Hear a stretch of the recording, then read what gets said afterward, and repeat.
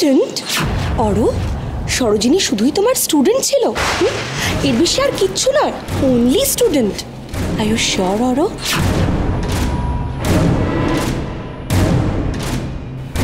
তুমি কি মিন করতে চাইছো অ্যাশ? অরো, আমি কিচ্ছু মিন করতে চাইছি না।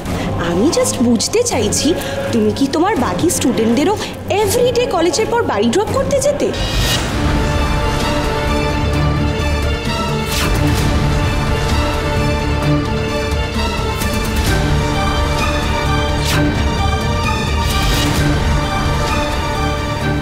না মানে সরোজিনীকে তুমি ড্রপ করতে যেতে, আই নো দ্যাট। আর সরোজিনী যদি শুধুই তোমার স্টুডেন্ট হতো, তাকে তুমি এতটা মিস করতে আরো? ইনফ্যাক্ট আমি তো খবর নিয়ে জানতে পারলাম তুমি নাকি সরোজিনীর বাড়ির আশেপাশেই ঘুরে বেড়াতে, আর সরোজিনী তোমার একটা ফোন পেলেই দৌড়ে এসে তোমার সাথে দেখা করতে।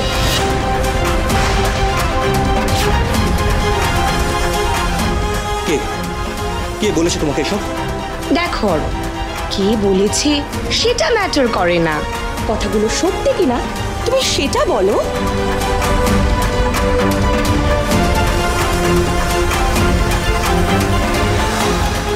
কার বিয়ের খবর পেয়ে তুমি এতটা ভেঙে চুরে চুরমার হয়ে গেছিল অরো?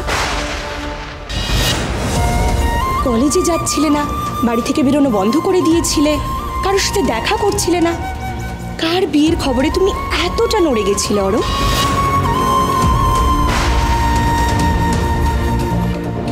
তুমি তো দেশ ছেড়ে চলে যাওয়ার প্ল্যানিংও করেছিলে অরো, সেই মেয়েটার বিয়ে হয়ে গেছে বলে। কে সেই মেয়েটা অরো? একটু বলো বাড়ির সবাইকে।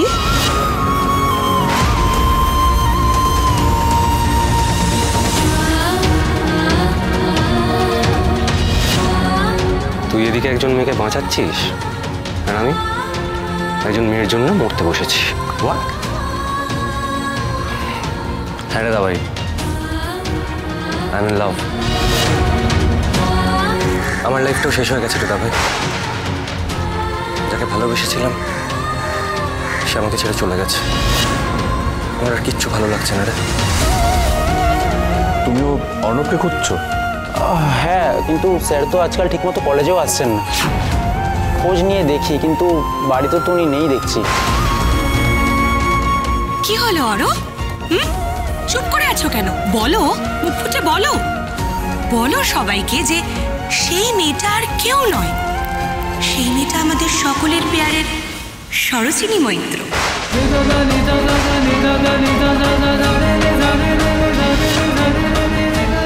বলো অরো যে তুমি সরোজিনীকেই ভালোবাসতে। তোমার আর সরোজিনীর মধ্যে শুধুমাত্র টিচার স্টুডেন্টের সম্পর্ক ছিল না, তোমাদের মধ্যে আসলে বিশেষ একটা সম্পর্ক ছিল।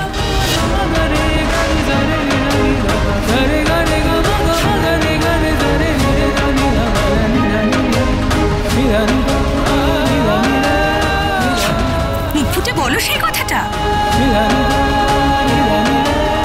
কি হলো সরোজিনী? তুমি চুপ করে আছো কেন? মুখ বুঝে থাকলে সত্যিটা মিথ্যে হয়ে যায় না। আজকে এই বাড়ির সকলের সামনে আমি তোমার মুখোশ খুলবই।